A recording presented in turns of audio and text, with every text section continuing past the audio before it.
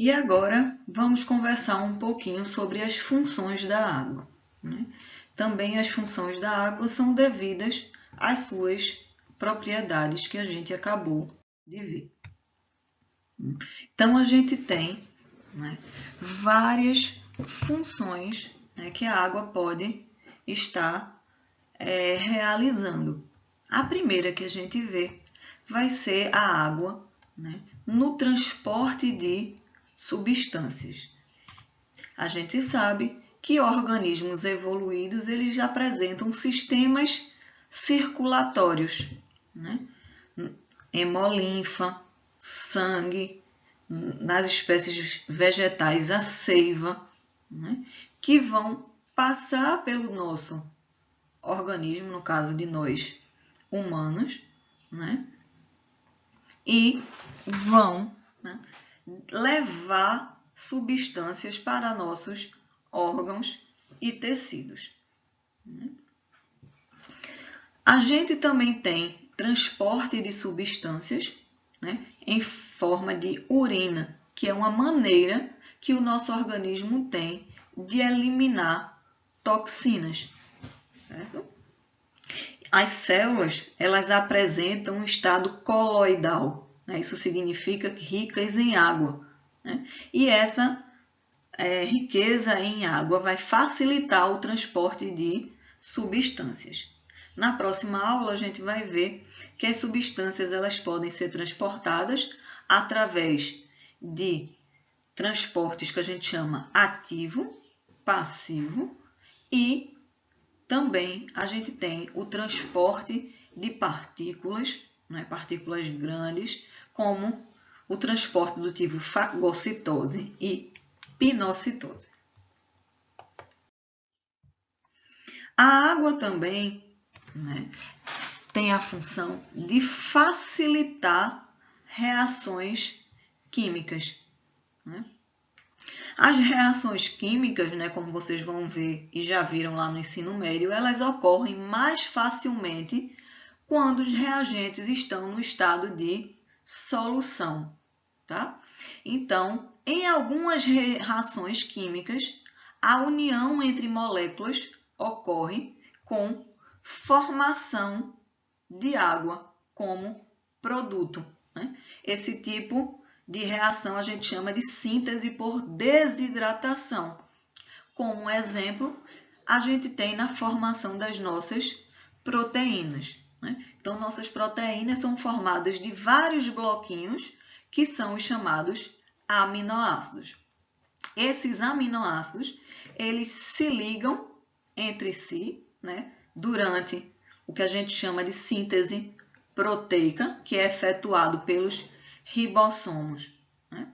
E quando esses aminoácidos eles se ligam através de uma ligação que a gente chama de ligação peptídica, né, vai liberar uma molécula de água.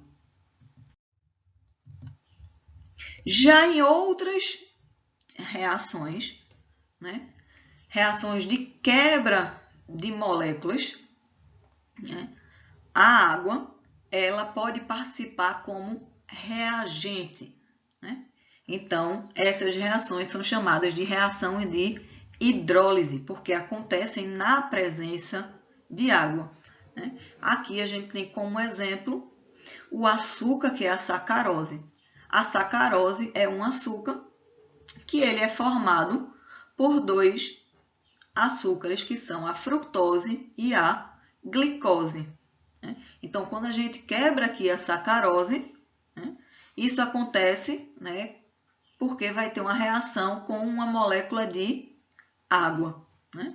E aí essa água vai ter átomos incorporados nessa aqui e aqui, né? E a gente vai formar, né, vai quebrar esse açúcar em dois outros açúcares, no caso aqui a frutose e a glicose.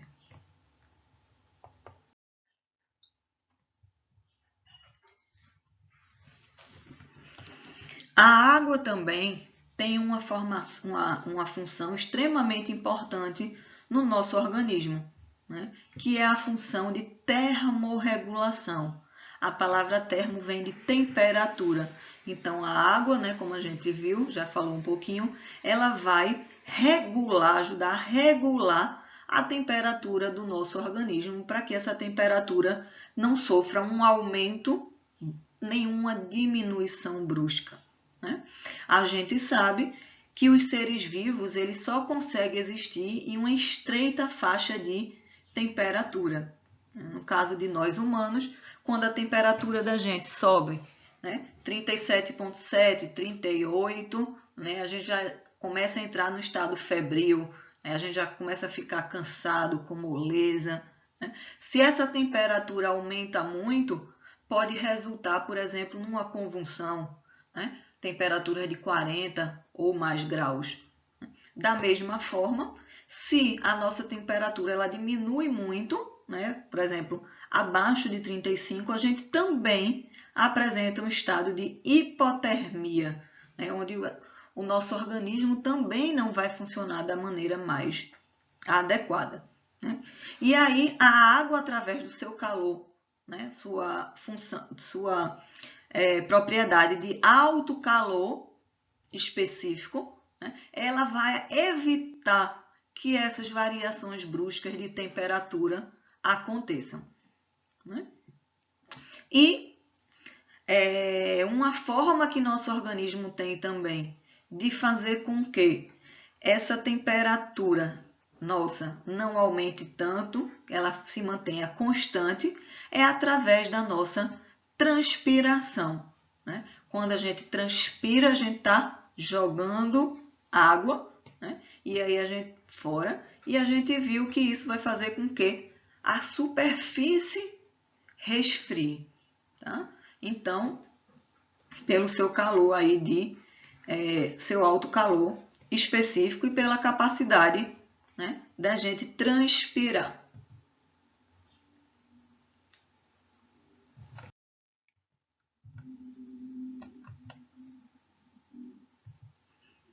A água, também presente no nosso organismo, ela tem uma função lubrificante em alguns locais, né?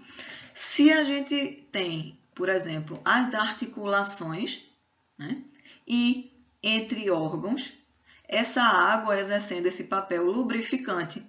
Por quê? Porque ele diminui o atrito entre essas regiões, né? Aqui, né, a gente tem duas estruturas ósseas, né? E aqui no meio a gente tem um líquido chamado de líquido sinovial, né? Onde a gente tem uma grande quantidade de água, né? A presença desse líquido sinovial impede que as duas estruturas ósseas, né, fiquem fazendo atrito uma nas outras, né, causando primeiramente um desgaste, né, e depois afetando mais para a superfície interna dos nossos ossos, né. Um outro ponto onde a gente vê o papel lubrificante da água é a lágrima, né? Então, a lágrima ela diminui, né, o atrito da pálpebra com o globo ocular, né? Então, se a gente não tivesse esse molhadinho, né, no olho, digamos assim, a nossa pálpebra ia ter um atrito ao globo ocular, né? O globo ocular, né, como uma região delicada, né, poderia se desgastar, ser arranhado e, com certeza, prejudicaria a nossa propriedade de enxergar, né? Um outro exemplo seria a nossa saliva, né? Então, quando a gente mastiga um alimento, né, nossas glândulas salivares vão produzir saliva e essa saliva vai ter enzimas, né, e vai degradar esse alimento, né? E esse conjunto vai ficar úmidozinho e a gente vai ter uma deglutição bem feita.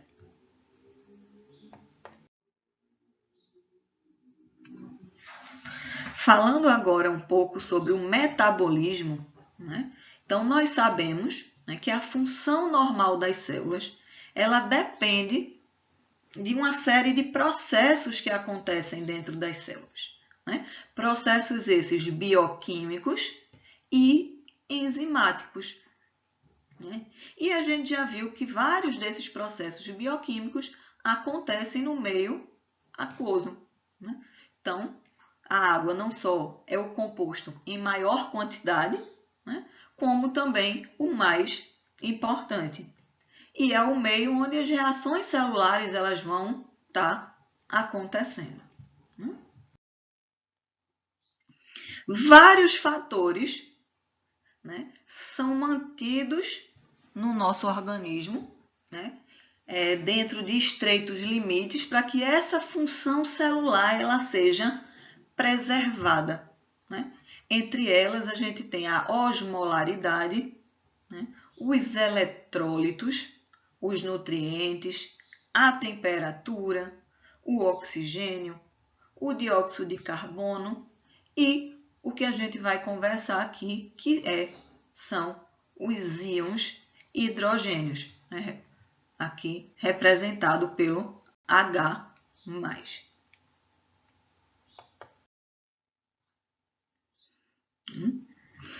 Então, nas nossas células, para que elas funcionem, elas devem apresentar um equilíbrio que a gente chama de ácido básico, tá? Que nada mais é do que um equilíbrio químico extremamente delicado que acontece entre os ácidos e as bases existentes no nosso organismo. Esse equilíbrio ele é importante para a manutenção da quantidade ideal de íons hidrogênio, tanto dentro quanto fora das nossas células. Tá? Então, como eu já falei anteriormente, a quantidade de H+, é um dos fatores mais importantes para o metabolismo celular. Então, vão ter várias reações acontecendo, né, que vão liberar H+. Né? Só que esse H+, né, ele não pode estar nem em grande quantidade, nem em pequena quantidade. Ele tem que estar equilibrado com a quantidade de átomos, né, a quantidade de hidroxilas, né, que seria correspondente às bases.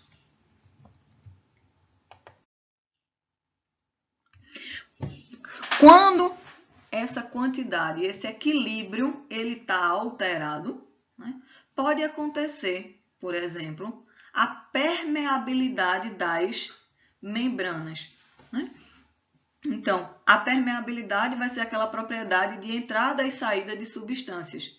Então, se o equilíbrio ele está alterado, né, essa entrada e saída de substâncias podem não acontecer da forma correta. Sai mais ou entra menos, né, substâncias dentro da célula.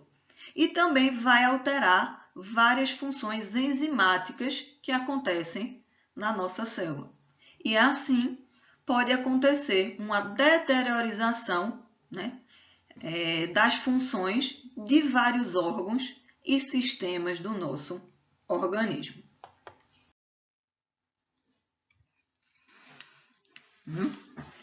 E aí a gente tem o famoso pH, né, que é o potencial hidrogeniônico. Né? E o que é isso? Nada mais é do que uma unidade de medida da concentração desses íons de hidrogênio livre nos líquidos. Né? Essa medição é feita em escala logarítmica. Tá? E vai, né, esse valor de pH, né, que a gente vai determinar baseado na quantidade de hidrogênio líquido, vai medir o grau de acidez, neutralidade ou alcalinidade de uma determinada solução. Tá? O pH, né, ele varia de acordo com a temperatura e também de acordo com a composição de cada substância. Né? No geral, as substâncias que têm o seu pH definido, né? Essa definição ela é válida para uma temperatura de 25 graus Celsius. Quando a gente aumenta ou diminui essa temperatura, essa substância pode ter uma variação também no seu pH. Então, o pH ele é expresso por uma escala numérica que vai do 0, né, sendo o pH mais ácido, ao 14, sendo o pH mais básico. E aí, no meio, a gente tem um pH 7, que é considerado, né, o valor neutro. Né? Então, é quando a gente tem H+, e OH- na mesma quantidade. Né? Quando a gente tem um pH menor do que 7, né? Isso é, de 6,9 regredindo lá até o 0, a gente tem, né, o pH considerado ácido. Né? E a gente sabe que esse pH ácido é porque a gente vai ter uma grande quantidade de H+. E lá na outra ponta, né, de 7,1 a 14, a gente vai ter um pH que a gente chama de básico ou pH alcalino, certo? A água ela é considerada uma molécula neutra. Né? E uma outra coisa que a gente vai também falar um pouquinho mais para frente é sobre o pH do sangue. Né? Porque, como a gente viu, né, o sangue é que ele vai circular, né, lembra lá daquela propriedade de transporte, levando as substâncias e nutrientes para o resto do corpo. Tá? Então, o pH, para que isso aconteça, o pH do sangue, ele tem que estar num determinado número, né, que geralmente é 7,4, podendo variar de 7,35 a 7,45. Aqui, pessoal, eu trouxe para vocês, né, uma escala aqui de pH, né, como a gente viu, variando do 0 ao 14, sendo 7 o pH neutro. Né? E aqui a gente tem algumas substâncias. Então, a gente tem as substâncias estomacais aqui, ó, com pH muito ácido. Isso é, vai ter uma grande quantidade de H+, lá na nossa solução. A gente tem o limão, o vinagre, né? O vinho, o café, todas essas substâncias ácidas. Aqui, como substância neutra, né, a gente tem a água. Né? Aqui, entre 7 e 8, né, a gente tem o pH do sangue, né, que como eu falei, 7,4 em média. E a gente tem outras substâncias, né? Como a amônia, o leite de magnésia, né? Todas essas sendo substâncias básicas ou alcalinas. E aqui só para relembrar que o pH vai medir a quantidade de hidrogênio, né? E essa medida é uma medida logarítmica. E qual é a importância do pH para as nossas células? Então, dentro das nossas células, a manutenção do pH é importante para que as proteínas se apresentem na sua conformação correta, para que elas possam efetuar as suas funções. O pH correto também vai auxiliar, né, a quebra por enzimas. Então, as enzimas, como a gente viu, né, vão trabalhar numa determinada faixa de pH. Né? Esse pH mantido também é importante para que as nossas células sanguíneas, as hemácias, consigam transportar o oxigênio. E a gente viu também que, né, a água está presente, né, em reações de quebra de molécula. E essas reações de quebra de moléculas só vão acontecer num determinado pH.